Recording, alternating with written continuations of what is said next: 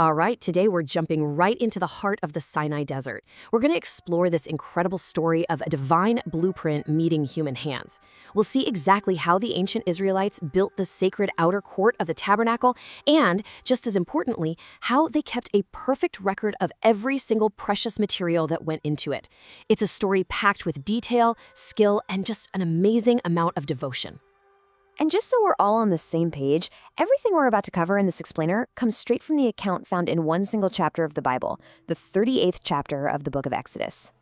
So here's our roadmap for this journey. We're going to break this down into 5 parts. First, we'll meet the master craftsman God himself chose for the job. Then we'll watch as the great bronze altar is forged. After that, we'll uncover the really poignant story behind the basin made from mirrors. From there, we'll see the entire sacred courtyard take shape. And finally, we'll dig into the amazing, super detailed inventory of every single offering.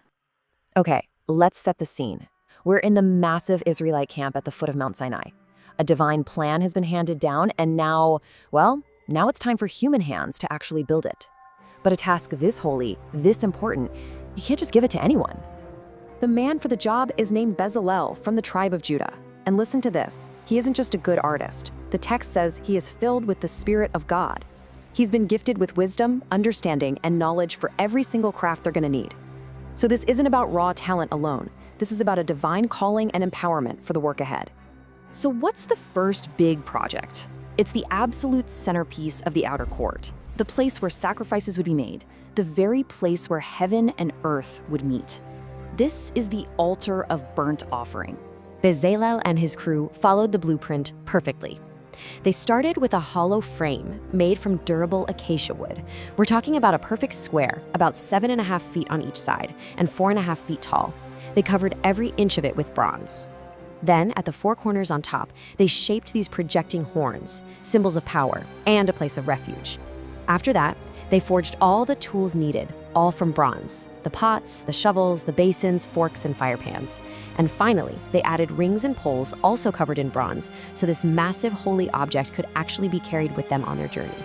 And every single one of those details, from the wooden frame to the last bronze fire pan, is meticulously recorded in the first 7 verses of Exodus chapter 38. All right, for this next piece, where the materials came from is just as powerful as the final object itself. We're talking about the basin that the priests would use for purification. You know, this basin has such a remarkable origin story. The women of Israel who served at the entrance to the holy tent, they came forward and gave up their most personal, most valuable items, their polished bronze mirrors. I mean, think about that. Bezalel took this deeply personal offering, melted down these mirrors, and from that surrendered vanity, he created a single, beautiful, gleaming basin. What a powerful symbol, transforming individual reflection into an instrument for communal purity. And this incredible act of faith, turning personal treasures into a sacred vessel, is captured so powerfully in just a single verse. Exodus 38, verse 8. So with the altar and the basin complete, the focus now zooms out. It's time to actually define the holy ground itself by putting up the great courtyard that will surround the tabernacle. And for this, Bezalel's chief partner, a gifted designer named Oholiab, helps lead the way. And together they oversee a huge project.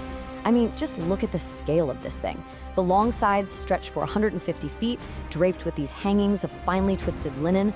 They were held up by pillars set in heavy bronze bases, all decorated with silver hooks and bands.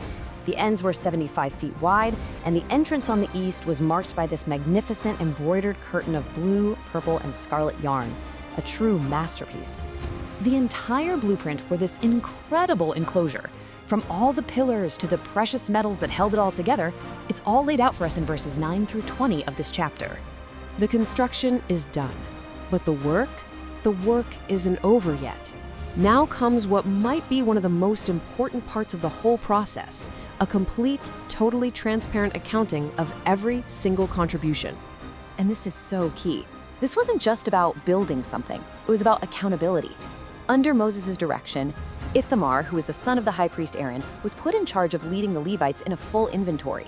They recorded every talent, every single shekel that the people of Israel had given for this holy work. So let's get to the numbers. First, the gold. The grand total was 29 talents and 730 shekels. Now, to put that in perspective, a talent was about 75 pounds. So we're talking about over 2,000 pounds of pure gold. Just an absolutely staggering amount, and all of it was freely given by the people. Next up, the silver. This came in at 100 talents and 1,775 shekels. That's over 7,500 pounds. And this silver came from a very specific place, a census tax. Every man who was 20 years old or older gave a half shekel as an offering of atonement, and that very silver was used to cast the heavy basis for the sanctuary, literally grounding the holy place in the redemption of its people. And finally, the bronze offering. This totaled 70 talents and 2,400 shekels, well over 5,000 pounds. This was the workhorse metal. It was used for the heavy-duty bases of the courtyard pillars, the great altar of burnt offering, and all of its tough, durable utensils. This whole meticulous inventory, which is such a testament to both the generosity of the people and the integrity of the leadership, is all laid out in the final verses of the chapter. And it all leads to this powerful statement. Bezalel and Aholiab did everything exactly as the Lord had commanded Moses. And so that leaves us with this final thought.